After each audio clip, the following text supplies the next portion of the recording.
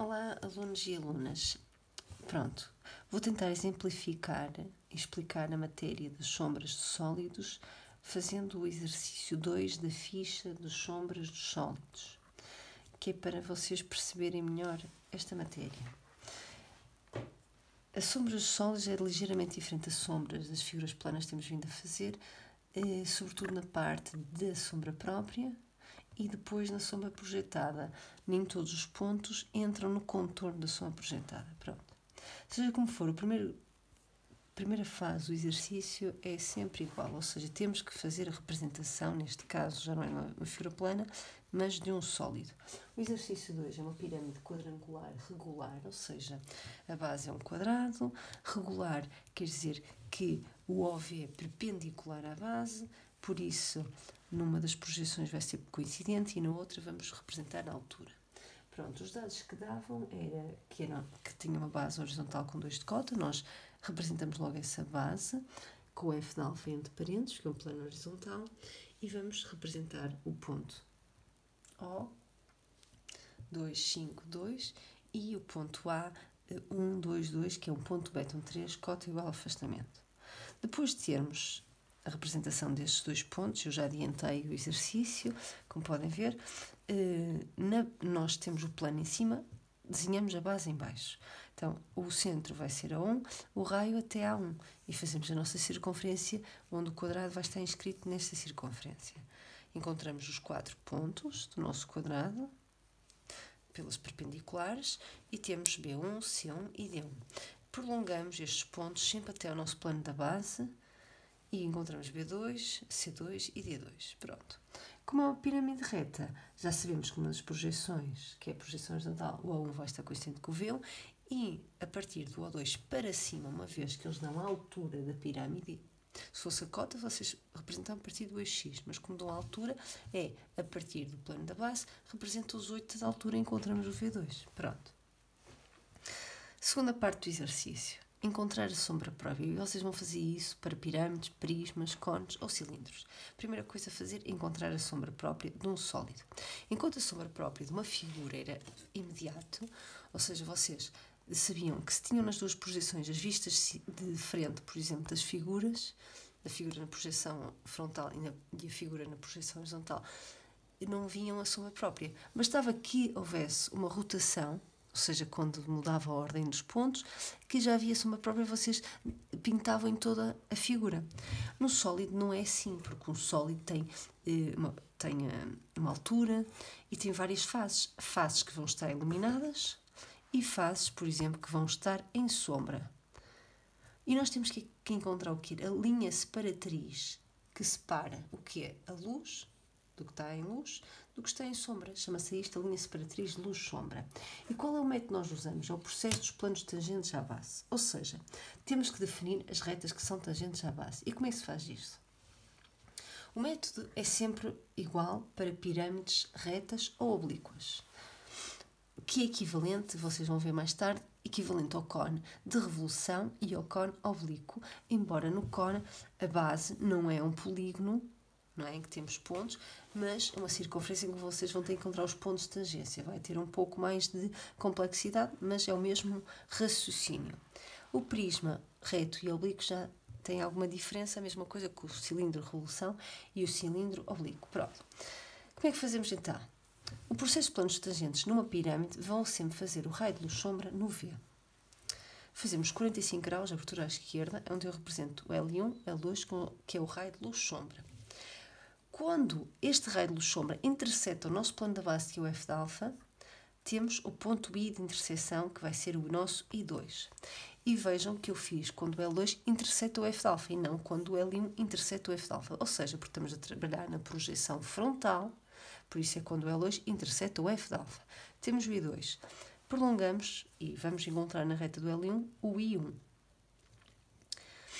Vejam que têm que fazer a linha de chamada sempre do ponto até o eixo X. Será através deste I1 que vamos fazer as retas tangentes à base. E vejam que eu não posso fazer uma reta tangente à base a passar por A1. Porquê? Porque ela corta-me a base. Isto não é tangente. Por isso, os pontos de tangência vão ser o B1 e o D1, neste caso. Por isso, eu vou fazer a reta tangente a passar por aqui.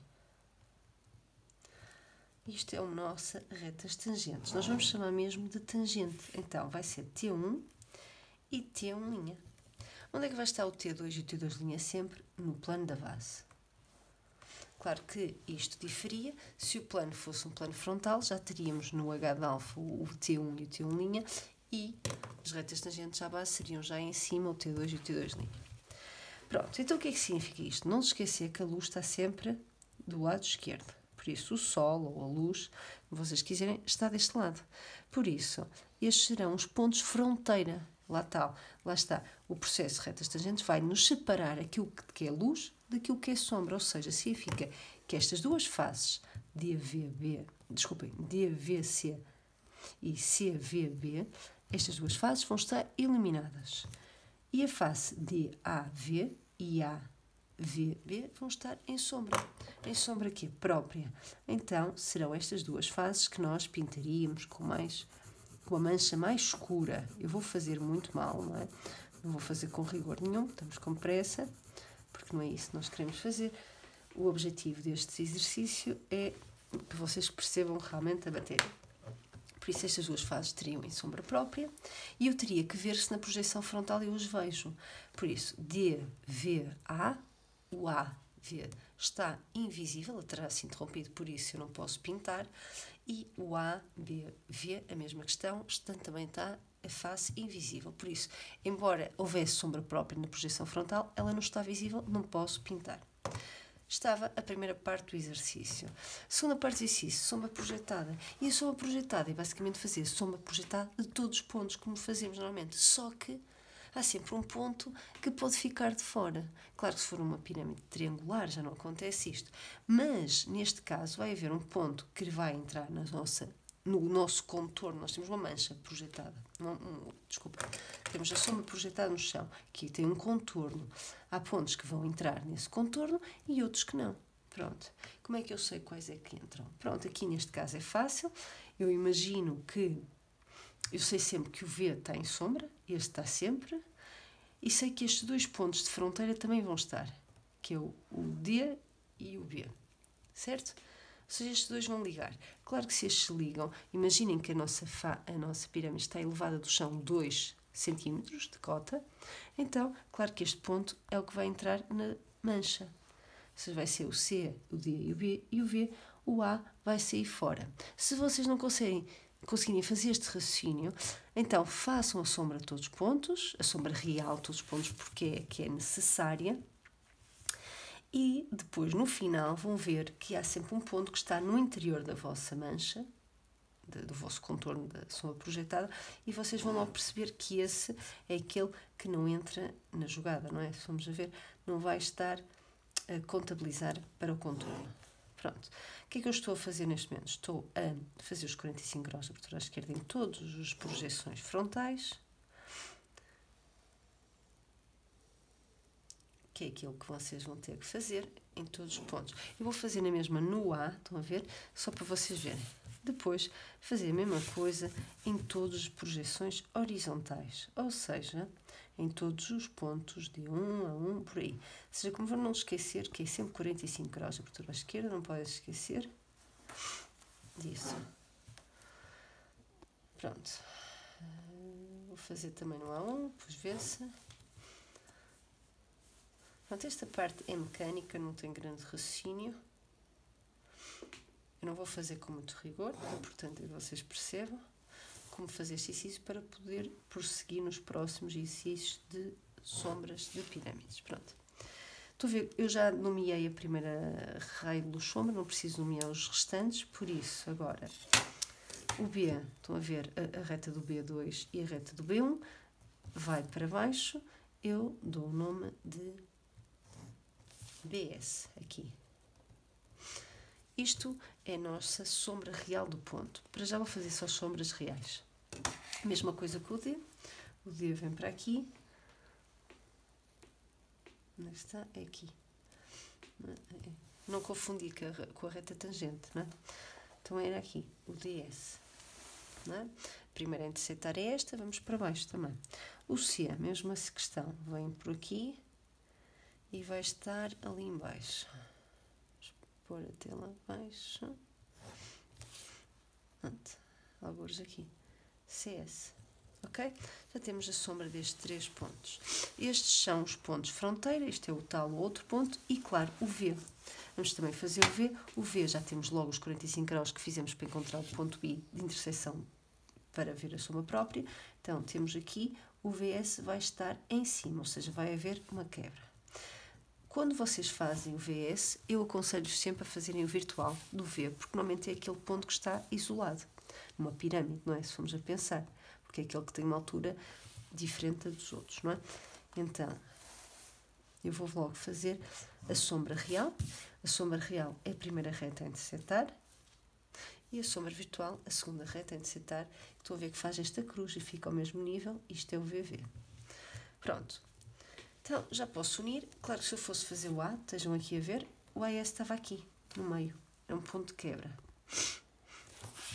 Se vocês forem fazer, estão a ver que o A vai estar lá no interior. Porque eu, quando for agora unir o DS ao VS, não posso uni-lo diretamente, vou unir ao virtual, vai estar no meio. Mas já vamos ver.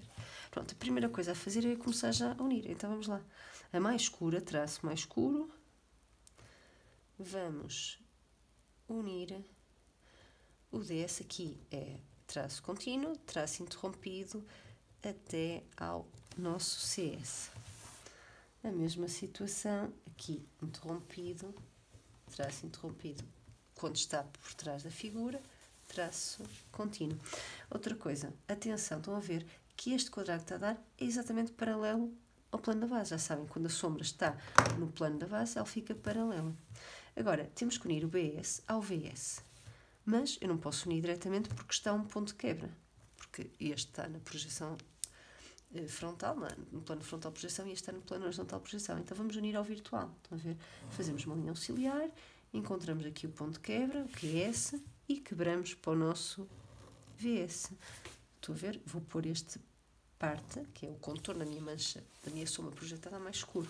Mesma coisa para o DS, queremos unir ao VS, mas não podemos, então vamos unir ao virtual. A ver, se tivesse realmente rigoroso, não me está a dar muito rigoroso isto, mas pronto. E agora aqui, quebra, não é? Quebra para o nosso VS. Então, pronto. Isto é... Se vocês forem ver, o AS está no interior, estão a ver? Está no interior do nosso contorno da sombra projetada. Então agora o que vocês tinham que fazer era só pintar esta mancha toda. Claro que no interior, nesta parte que está sobreposta, não pinta, não é? Porque não é visível, a sombra está sempre atrás do sólido, da figura. Pintavam uma mancha mais clarinha, que é a sombra projetada, a sombra própria e sombra projetada. E estava feito o nosso exercício. Não esqueça que tem que pôr sempre as retas tangentes. Isto vai ser válido para qualquer exercício de sólidos.